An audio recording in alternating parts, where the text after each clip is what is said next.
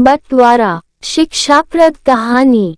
कौशल देश के राजा दीप सिंह एक बहुत ही न्यायप्रिय राजा थे। शूरवीर, अच्छा स्वभाव और दयालु होने के साथ साथ उनके बहुचर्चित होने का कारण ये भी था कि वह किसी भी जटिल समस्या का समाधान अपनी कुशाग्र बुद्धि से चुटकियों में निकाल लेते थे। उनकी काबिलियत को ध्यान में रखते हुए कई बार पड़ोसी राजा भी अपने जटिल मुकदमों को उनके पास निवारण के लिए लेकर आते थे। एक बार उनके ही राज्य के 3 भाई उनके दरबार में एक समस्या लेकर आए। दीप सिंह ने उन्हें उनकी समस्या पूछी। तीनों भाइयों में से बड़े भाई ने अपनी समस्या का वर्णन करना शुरू किया। उसने कहा कि हमारे पिताजी कुछ ही दिनों पहले स्वर्गवासी हुए हैं और जाते जाते उन्होंने एक वसीयत बनाई है और वह वसीयत ही हमारे समस्या का कारण बन चुकी है। उसने आगे कहा कि पिताजी ने उनकी 19 घोड़ियों को हम तीनों भाई में बंटवारा किया है। वसीयत में उन्होंने लिखा है कि बड़े भाई को आधी घोड़ियां, मझले को चौथाई और सबसे छोटे को 5वां हिस्सा मिले। उनकी वसीयत के हिसाब से बड़े बेटे को यानी मुझे 9.5, मझले को 4.25 और सबसे छोटे को 4.25 घोड़ियां मिलनी चाहिए।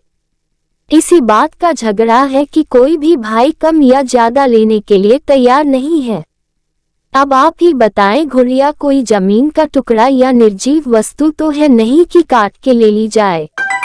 दरबार में हाजिर सभी के साथ दीप सिंह भी इस अजीब सी समस्या को सुनकर गहरी सोच में पड़ गए। उन्होंने काफी मनोमंथन किया लेकिन किसी तरह उन्हें इस समस्या का उपाय नहीं मिल रहा था। काफी देर तक कोई भी निर्णय वह नहीं ले पाए, इसलिए आखिरकार उन्होंने सभी दरबारियों को संबोधित करते हुए कहा कि उन्हें एक दिन का समय दिया जाए। अगले दिन वह जरूर इस समस्या का कोई समाधान लेकर आएंगे। सभी लोग आश्चर्यचकित थे कि इतने होशियार और कुशाग्र बुद्धि वाले दीप सिंह भी इस समस्या का समाधान नहीं निकाल पाए। सभी ये सोचने लगे कि अब शायद इस जटिल समस्या का समाधान कभी भी नहीं निकल पाएगा। अगले दिन फिर से जब दरबार लगा तो राजा ने कहा कि मैं कोई भी हल नहीं निकाल पाया, इसलिए एक घोड़ी मेरी तरफ से 19 घोड़ियों में देता हूँ, जिससे अब 20 घोड़ियां हो जाएगी और तीनों भाई ठीक से उनका बंटवारा कर पाएंगे। तीनों भाइयों को भी ये बात ठीक लगी। उन्होंने उन 20 घोड़ियों की अपने पिता की वसीयत के मुताबिक बंटवारा किया। बड़े भाई ने आधी यानी 10, मंझले भाई ने चौथाई यानी कि 5 और छोटे भाई ने 20 का 5वां हिस्सा यानी कि 4 घोड़ियां ली। सभी भाइयों ने अपने हिस्से की घोड़ियां के लिए फिर भी एक घोड़ी बच गई, जिसे उन्होंने राजा को वापस लौटा दी। राजा दीप सिंह ने एक बार फिर अपनी चतुराई से विकट समस्या को सुलझा दिया।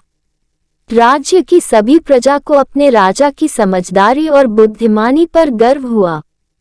इस वीडियो में आपको कुछ भी अच्छा लगा हो और कुछ सीखने को मिला हो तो प्लीज चैनल को सब्सक्राइब और वीडियो को लाइक, कमेंट, शेयर करना मत भूलना। हम आपके लिए अच्छे कंटेंट लाते रहेंगे।